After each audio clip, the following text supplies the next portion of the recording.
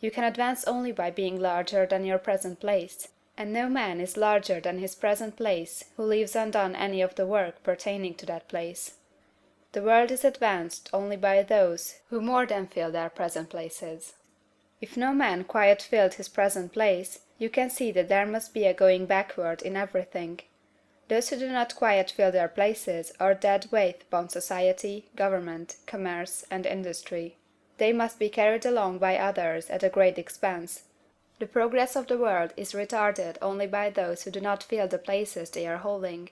They belong to a former age and a lower stage or plane of life, and their tendency is toward degeneration.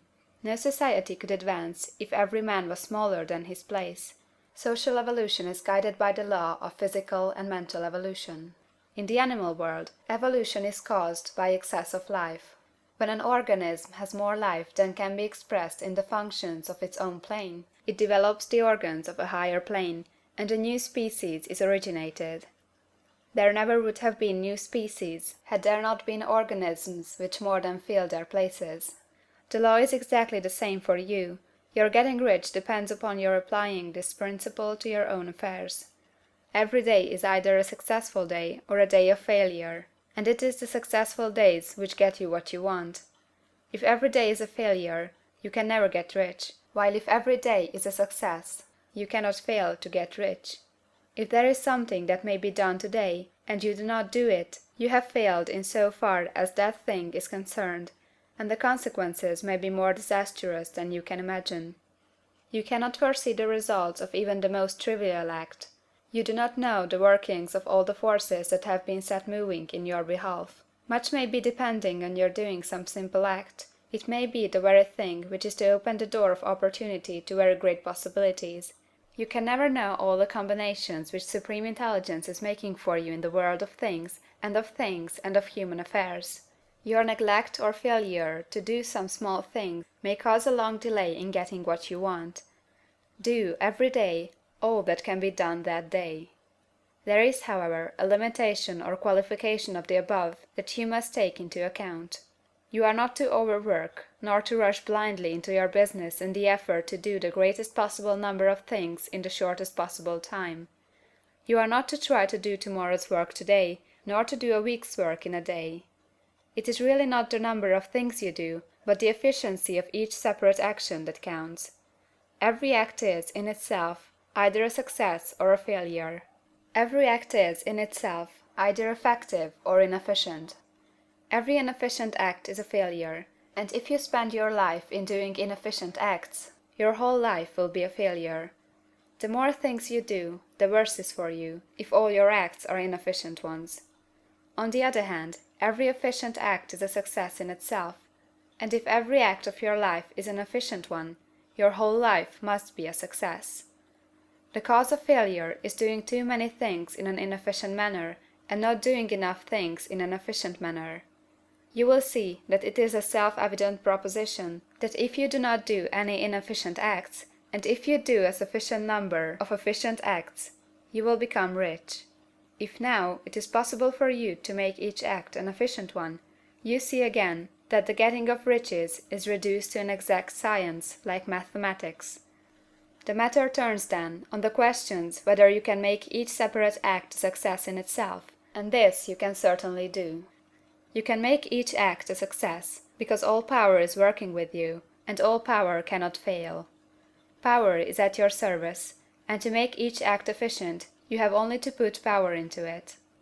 Every action is either strong or weak, and when every one is strong, you are acting in the certain way which will make you rich. Every act can be made strong and efficient by holding your vision while you are doing it, and putting the whole power of your faith and purpose into it. It is at this point that people fail to separate mental power from personal action. They use the power of mind in one place and at one time, and they act in another place and at another time. So their acts are not successful in themselves. Too many of them are inefficient. But if all power goes into every act, no matter how commonplace, every act will be a success in itself. And as in the nature of things, every success opens the way to other successes, your progress toward what you want, and the progress of what you want toward you, will become increasingly rapid. Remember that successful action is cumulative in its results.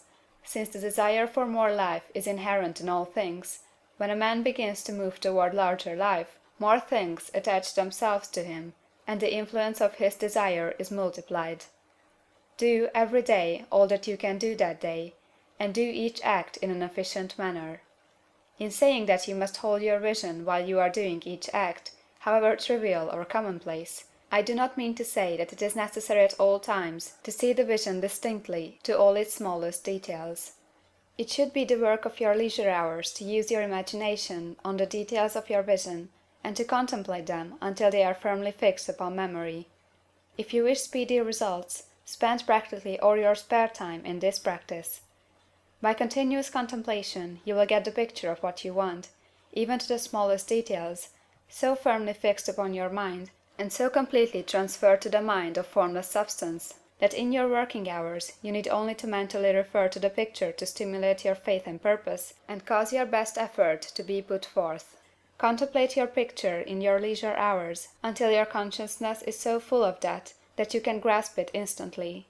You will become so enthused in its bright promises that the mere thought of it will call forth the strongest energies of your whole being. Let us again repeat our syllabus, and by slightly changing the closing statements, bring it to the point we have now reached.